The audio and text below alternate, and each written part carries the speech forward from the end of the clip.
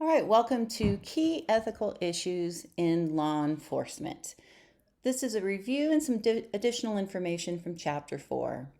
All right, so first thing that I think is really important to understand for those in law enforcement is 18 U.S. Code 242, which is the deprivation of rights under the color of law.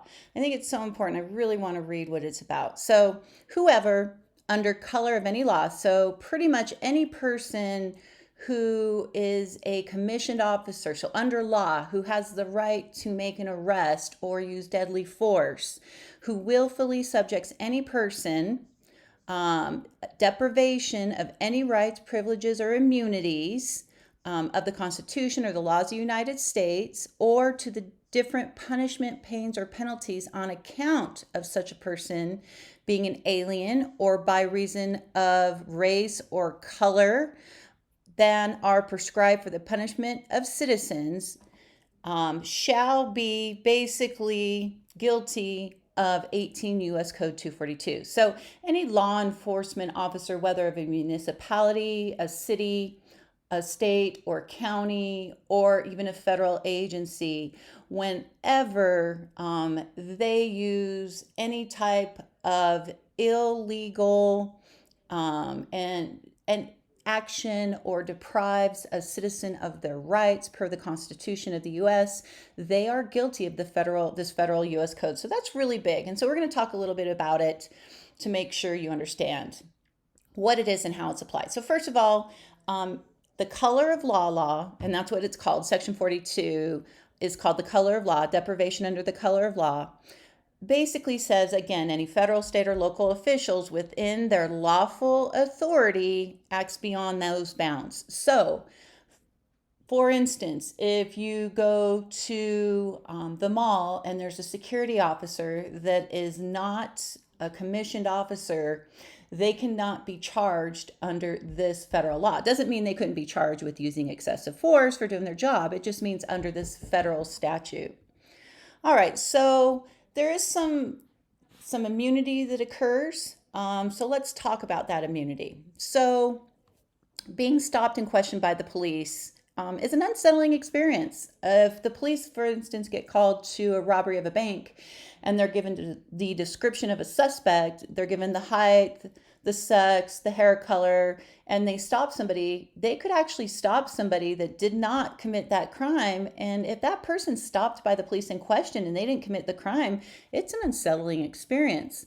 However, as long as the officer's performing their job properly and they are abiding by the Constitution and the laws, there's no violation of the suspect's rights. In fact, police are immune from lawsuits for the performance of their jobs unless it's a willful, unreasonable conduct is demonstrated. All right, so let's kind of look at immunity. It basically says that obviously if the officers are out there following policy and procedure, following the state laws, following the Constitution, following federal laws, and acting in an ethical and way and with integrity, that they have immunity. However, once their willful police conduct violates any of the individual constitutional rights, now we're going back to violating federal law that we just spoke about. Okay, so let's talk about the main types of officer misconduct that are out there that we're going to look out for ethical purposes.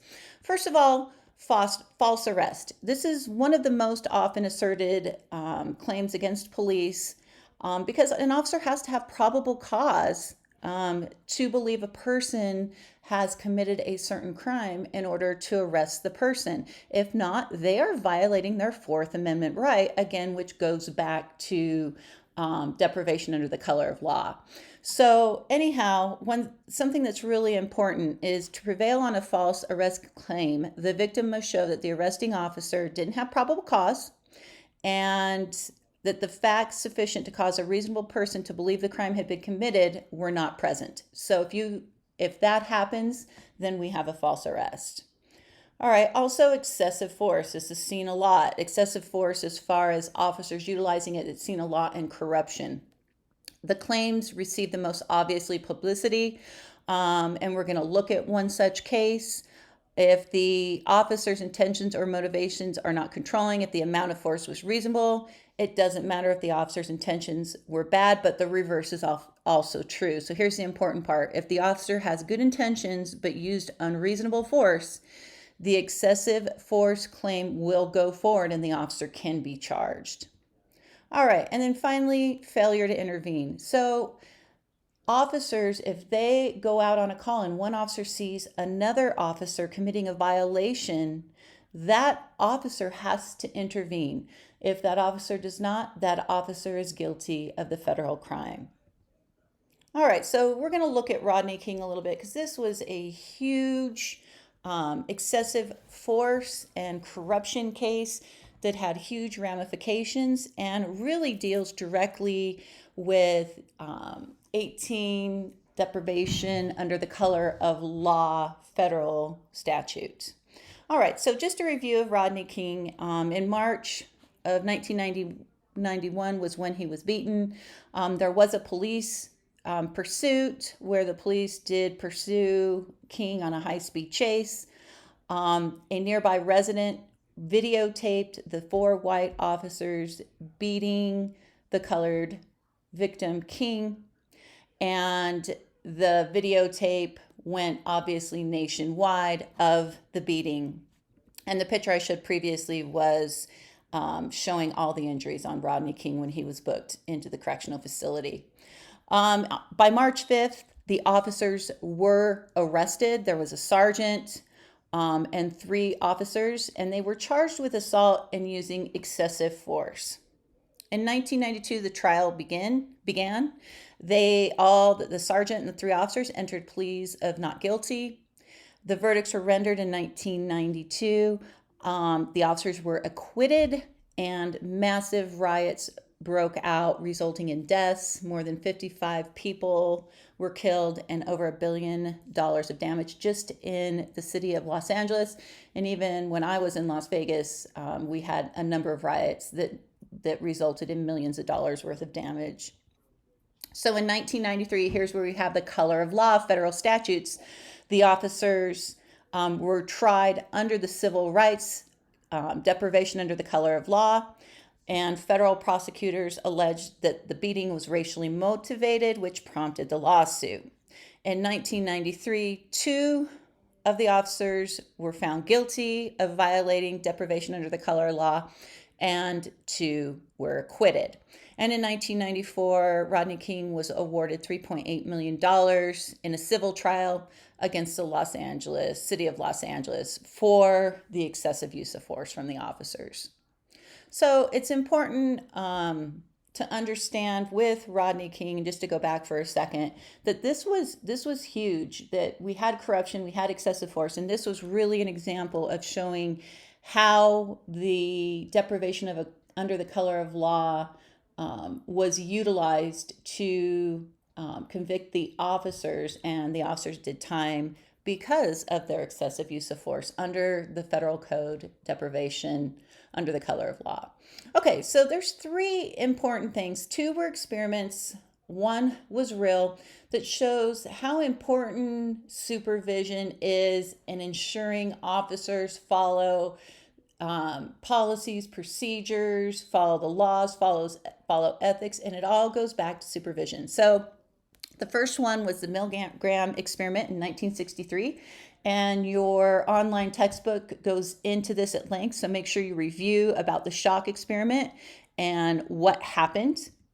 In 1971, you had the Stanford prison experiment, which was huge. Again, it was just an experiment that was done, and it was found that when people are given roles of authority and there's no supervision or rules, how scary things can happen and how corruption and excessive force begins to occur. And then finally, after these experiments, in real life, the Abu Ghraib prison in 2004 happened, where the prison guards, this is a real picture that you can find on the internet, did awful things. They'd stand with the inmates that were being abused in different ways and smile and thumbs up for pictures, and the abuse and the corruption was widespread, and it was all went back to a lack of supervision, which just talks how important in law enforcement supervision is.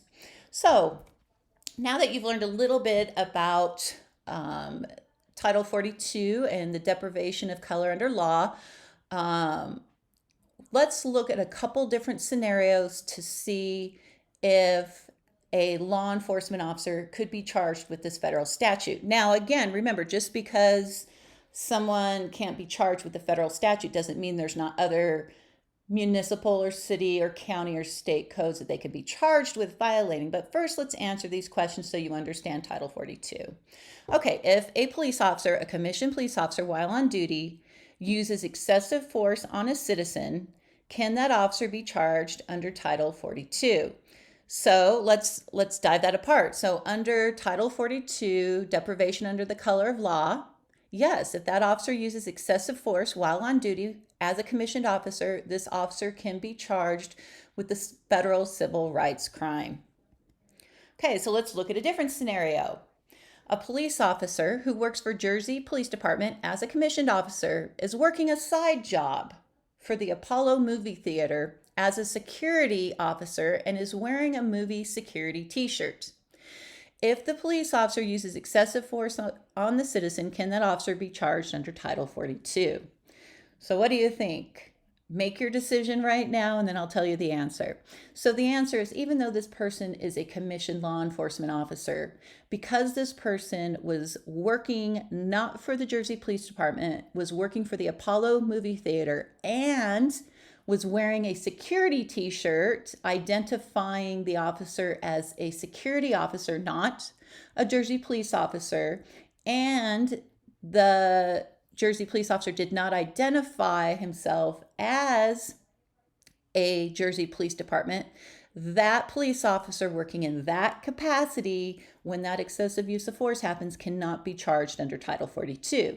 Now, again, there's other statutes that police officer can be charged with. Or if I change the scenario a little bit and that officer, while using force, says, I'm a cop with Jersey PD and I'm not going to let you get away with disrespecting us, now that officer is acting under the color of law of being a commissioned police officer. So that's kind of the difference. I hope that makes sense. If it doesn't, send me an email and I will definitely, we'll have more conversations on this. And we'll talk about it a little more when we meet in class. All right, now going into law enforcement officers possess an enormous amount of power. They are given by the state that they are certified in the powers of arrest, the powers to take somebody to jail and that person loses their freedom. They have the right to use lethal force if the circumstances present themselves. That's a huge amount of power. So it's huge, and officers always have to remember that power can be used against citizens to deprive them of their freedom, to search them and their dwellings and seize property as evidence and use force against them. So officers have to be very, very careful to ensure they are always following proper policy, procedure, that they are always looking at what is ethically and morally correct, that they are following all the laws of the city, the municipality, the state, federally. It is a constant question that must radiate through the officer at all times. And when it fails to do that, especially ethically, that officer becomes corrupt. So these powers to deprive, to search somebody are legally permitted under circumstances, and officers are trained to know when those powers can be applied. But again, if that officer applies them illegally, again, that officer can violate a number of different ethical, moral, and legal codes. So it's really important that the officer is always aware of what they're doing. All right, power and authority, again, are tools that law enforcement must, and I highlighted that or bolded this, judiciously and use ethically. It was something I always thought about. I used to tell my officers before they went out, along with following policies and procedures and the laws, you've got to make sure that you are performing ethically and with integrity. And so it is something that you are always thinking about. Without an ethical life, the power can be misused and it creates an imbalance. And it's bad for the officer, the agency, and society in so many ways. All right, there's also in your textbook a really interesting experiment that was conducted by Pennebaker and Sanders in 1976. They attempted to get people to stop writing graffiti on the walls of campus restrooms. Now, I use that picture. I know it's not that bad, but some places it definitely can be. So they did two different experiments. In experiment number one, they put up signs that emphatically said, "Do not write on these walls under any circumstances!" Exclamation point.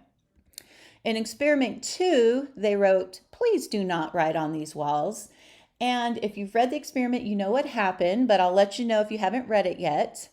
Number two had the stronger impact because people like to feel that they have power in the decisions that are made rather than being forced to do something. So this was a great example of an experiment that was done. Also, officers have to understand that communication and procedural justice is very important. We have to connect with the community. And although law enforcement officers have a lot of power as far as the Fourth Amendment and arrest and seizure, they also have a lot of power to communicate and make a difference. And they have to remember that in every situation, how important that relationship with the community is. All right, we're going to finish up talking about gratuities because this is really a huge thing, and some people understand it, some people don't. Hopefully, I'm going to put it in a language that makes sense, especially why gratuities are different for those in law enforcement. So, a gratuity is the gift of an item to another person based solely on their occupation. So, if I was a cop and I went to a restaurant and they gave me 50% off just because I was a cop, or if I went to a bar after work and they know I'm a cop and they give me a couple free drinks, or if I go into a convenience store to pick up some bottled water before my shift and they say, don't worry about paying for it, or I go get some coffee and somebody pays for my coffee. Those are the most kind of gratuities in today's law enforcement world that we see. And there are some reasons why gratuities, given that people give gratuities to law enforcement officers. And here's the four main reasons. And officers have to know this and understand this. And once you kind of get this, it makes sense why gratuities to law enforcement officers cannot be accepted. Okay, first of all, we have the theory of reciprocity, where people feel that they owe something to the giver. So in law enforcement, this would be collected after the gift, the free coffee is given. Or to ensure future cooperation. You may be like, hey, I may get pulled over by you in the future and I just gave you a free $6 coffee. So therefore, when you pull me over for speeding, I know you're going to give me a break too.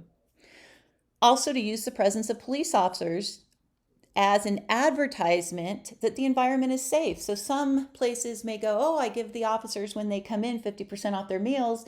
And then the other patrons know that officers are always here. And so it's a safe place that they can go to eat or relax.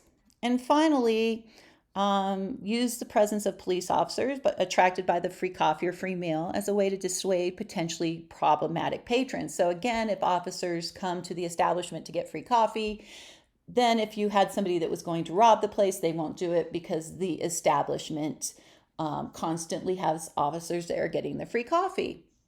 So when you're looking at professions such as doctors that are free to receive gratuities, law enforcement officers have to be careful in not accepting gratuities because police are professionals and professionals do not take gratuities. People will automatically expect different treatment when a free gratuity is given. It could also erode public confidence. If somebody sees an officer going in somewhere and not having to pay, number one, that's not fair. And number two, they're going to assume if they see that officer can be bought. And that just starts to erode the public confidence. Also, it's a slippery slope. Gratuities can be the beginning step to corruption. Once you start accepting a free coffee, what's the next step? And so I always get asked, well, what do you do if you go somewhere and You go to pay for the coffee and they say, oh, somebody already paid for it.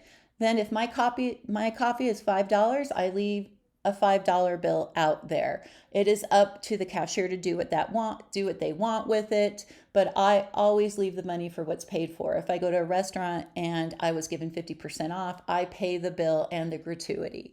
So it just makes sure that there's no questions. All right. That ends this presentation. If you have any